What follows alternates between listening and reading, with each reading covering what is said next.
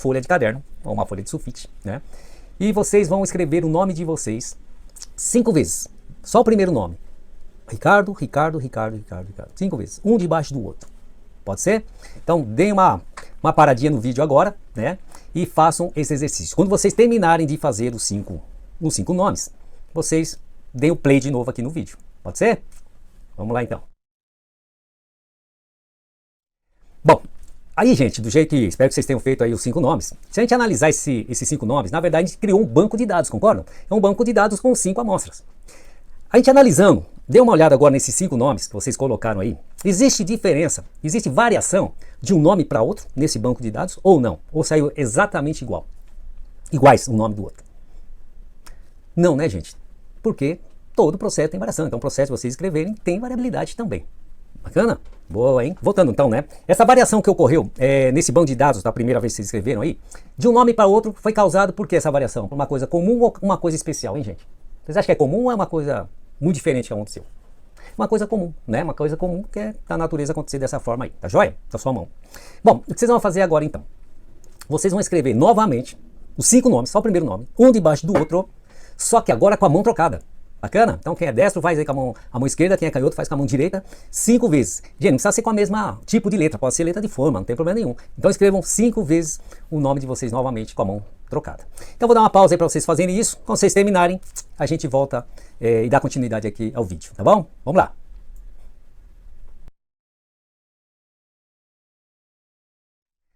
Pronto, né? Bacana. Espero que vocês tenham feito então um outro banco de dados aí. Gente, então vamos analisar agora. E olha como é difícil a gente trocar de mão, né?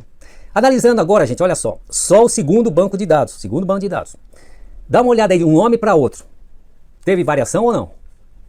Teve variação. Bastante variação, acredito, né? Gente, essa variabilidade que ocorreu então no segundo banco de dados foi causado por uma coisa comum ou especial?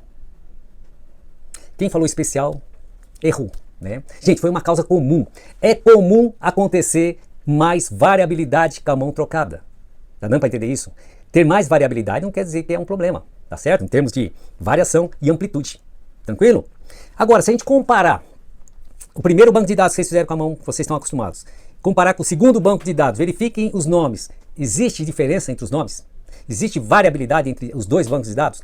Deve ter existido bastante.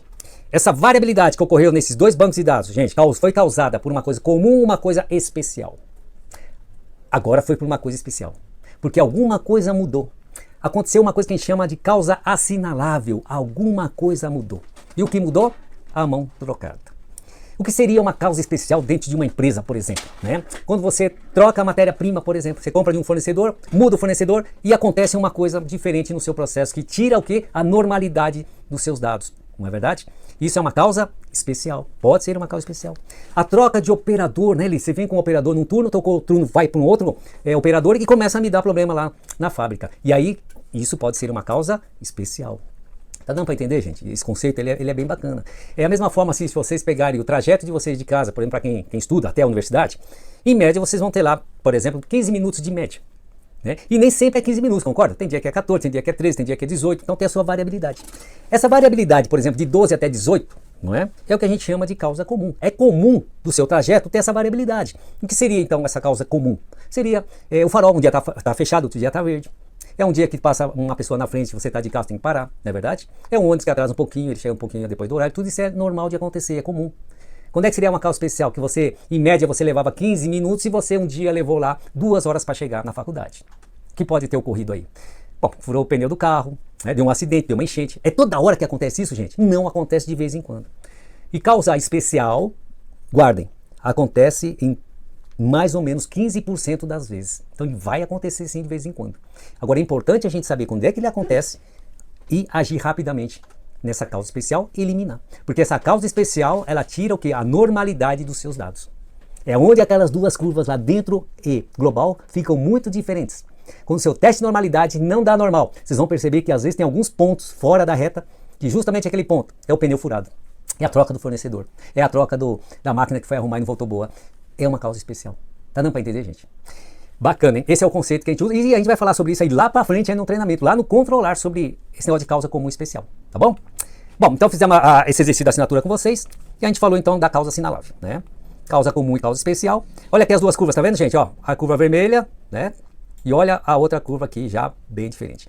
Na altura não é tão problemático. O problema é que, ó, essa diferença entre a curva na variabilidade, ele me acusa uma causa especial aí. Então é uma forma de rapidamente a gente perceber as coisas, tá bom? E aí quando acontecer, você repete o teste de normalidade, talvez você não esqueceu de fazer, tá bom? Essa é a condição. Bom, vamos dar um outro exemplo de cálculo do nível sigma, vamos falar do arquivo 311, que é da pousada. Caramba, dá para usar 6 sigma numa pousada, Ricardo, no hotel? Dá, que é justamente esse caso aí, tá bom? Olha só, como parte do serviço da pousada litoral, oferece o serviço de despertador para seus hóspedes. Identificou como CCR dos clientes uma tolerância de 10 minutos, olha só, hein? Então, nesse caso, o que é 10 minutos de tolerância? Então, o cliente, por exemplo, ele queria ser acordado às 7 da manhã. Só que ele tolera o quê? 5 minutos antes e 5 minutos depois, de 6h55 até 7h05. Bacana? Então, nesse caso, nós temos duas especificações, que é diferente do banco. Do banco era máximo 5. Aqui eu tenho menos 5 e mais 5. Deu para entender? Então, nosso limite aqui, ó, limite inferior de especificação é menos 5 e o limite superior de especificação é 5. São duas especificações. Dá para calcular, Ricardo? Perfeitamente. Vamos fazer então. Lembra o caminho? Start, ferramentas da qualidade, análise de capacidade e vamos considerar que é normal para efeito de exercício, tá bom? Clica aí, normal. Clicou normal, vai aparecer essa tabela aqui. Joga aqui para dentro, né, os dados da pousada e coloca subgrupo lá de 5. De novo, gente, esse vai depender da análise que vocês querem fazer, né? Do tamanho da amostra que vocês têm. Será que é melhor pegar de 5 em 5? Depende, né? Se vocês têm uma produção muito alta por minuto, por segundo, de repente, não precisa pegar de 5 em 5, né? Pega de 10 em 10, ou pega 10, depois de uma hora pega mais 10, deu para entender? E aqui nós vamos ter duas especificações, né? Menos 5 e mais 5, coloca menos 5 e mais 5 aí. Aí, em opções, verifica se está marcado lá Z Benchmark Z e dá OK.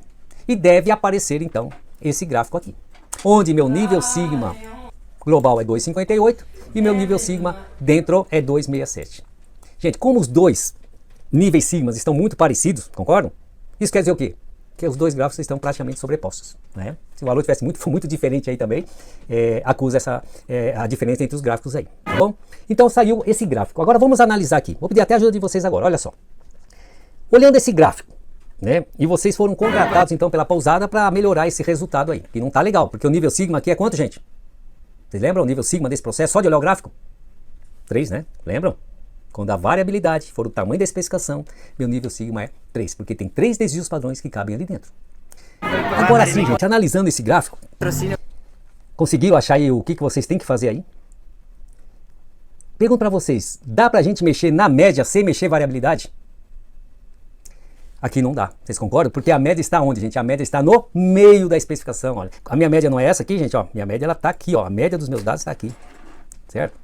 Então, quando a média do meu processo está no meio da especificação, não tem como mexer média. Não tem como mexer média, porque sem mexer a variação, né? Para qualquer lado que você correr, você concorda que vai começar a pegar para o lado direito aqui, ó. Você vai começar a ter problema aqui. Se você correr para o lado esquerdo, querer mudar a média para cá, você concorda que a tua curva fica assim, ó. E aí você tem problema aqui. Então, nesse caso da pousada, a gente não tem como mexer na média. Então, tem que fazer o quê para melhorar o processo que está em 3 sigma? Reduzir o quê? A variabilidade. Então você tem que chegar lá para o seu pessoal da pousada e falar o seguinte, pessoal, a nossa média de atendimento ao nosso cliente está bacana, hein? A média é 0, ó, né? A média, a gente está acordando em média no horário que ele quer, só que nós estamos com uma variabilidade alta. Como é que a gente vai reduzir essa variação, né? Porque nós estamos acordando o paciente lá com 4, 5 minutos, 10 minutos a mais, ou 15, 20 minutos a menos. Aí é a sequência do treinamento, né? Para a gente achar a causa e achar a solução. Então, gente, assim, novamente, dá para a gente usar o 6 sigma para qualquer tipo de processo. Então, falamos do banco, falamos do hospital, né? Falamos aqui de uma pousada, dá para fazer na área administrativa, dá para fazer na farmácia, na agricultura, no agronegócio, na área civil, na área elétrica, na área metalúrgica. Dá para fazer em tudo. Bacana? É só ter os dados na mão. E lembrando, só duas coisas. Mexer média ou mexer variabilidade. Bom, tranquilos? Vamos em frente então. Vamos dar uma parada, logicamente, uma pausa para fazer o quê? Para vocês abrirem o arquivo, exercitar, buscar o arquivo. Tá bem tranquilo? Boa. Caso vocês tenham dúvida, não esqueçam, né? Vocês têm a apostila lá para olhar também, tá joia? Bom, feito isso, foi bacana a gente ter calculado mais um exemplo do cálculo do nível sigma. Na próxima aula vamos falar um pouquinho sobre capacidade do processo. Aqui vamos falar um pouquinho de CP e CPK. Não sei se vocês já ouviram falar isso na vida. Nós vamos falar um pouquinho de CP e CPK daqui a pouquinho, tá bom?